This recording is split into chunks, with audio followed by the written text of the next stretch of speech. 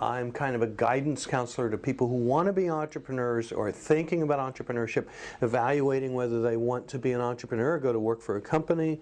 Even some people who just study entrepreneurship or come from different classes and want to, economists or people in the communication school or whatever.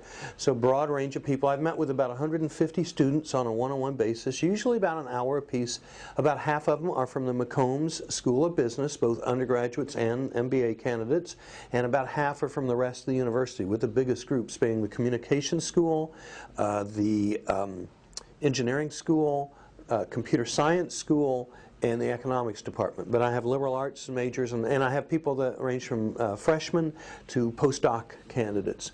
And so the people I meet with that are all stages of the entrepreneurial journey.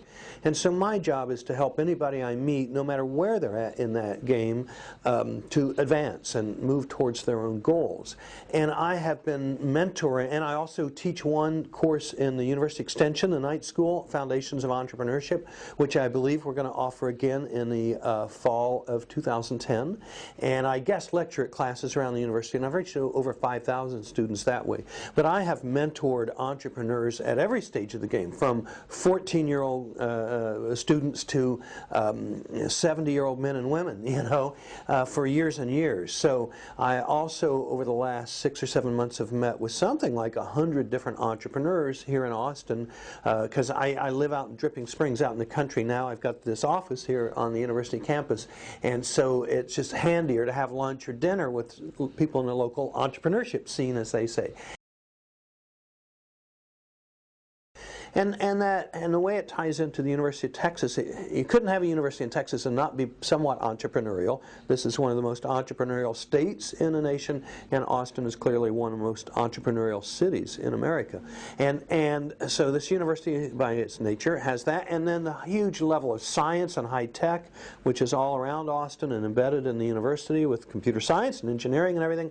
And the city has a long tradition of, Dell really was kind of the big thing entrepreneurially, although Texas Instruments and Motorola, Freescale, and IBM have been here long before that. But so this is a great town for all this, and there are a lot of people who are drawn to Austin because of that, and there are people who are drawn to the University of Texas because it's so well known for its entrepreneurship teaching at every level, undergraduate and the MBA program, and entrepreneurship throughout the university, including engineering and everything. I have teachers and courses about entrepreneurship.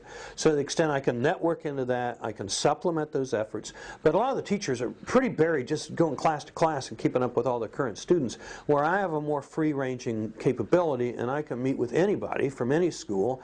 And if they want to see me, my first priority is to work with the students here, so that I kind of bridge both the Austin entrepreneurship community and the student community.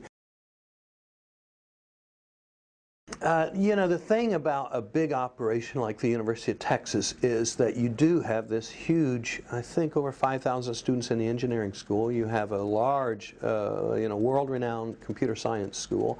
You've got marketing and communications, the advertising folks, and film and radio and TV. You just have so many different skill sets, and I think that especially to the degree to which the university leverages all that and brings that together, which historically has not taken place a lot. Everybody, I think, on campus realizes we can kind of be in silos and we need it to bring it together.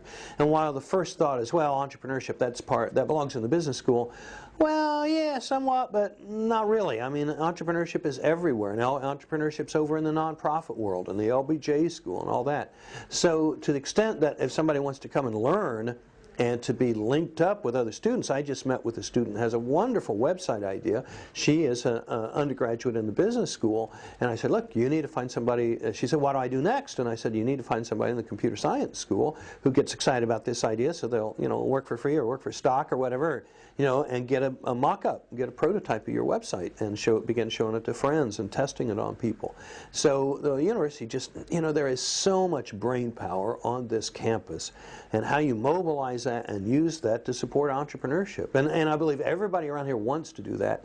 So how you get it done, and what I'm finding is by me having the flexibility to meet with students and meet with the entrepreneurship community at large, I'm always seeing opportunities to link people together who otherwise wouldn't meet each other. So, you know, I think that's a big part of it. And certainly there are people who come from all over the world to this university to learn. And some of them will stay in Austin and enrich that Austin entrepreneurship scene. But also some of them go home and take their Austin connections with them, so that Austin companies have links and Austin entrepreneurs have links in India and China and all over the globe. The kind of stuff that might not be happening if there weren't a University of Texas.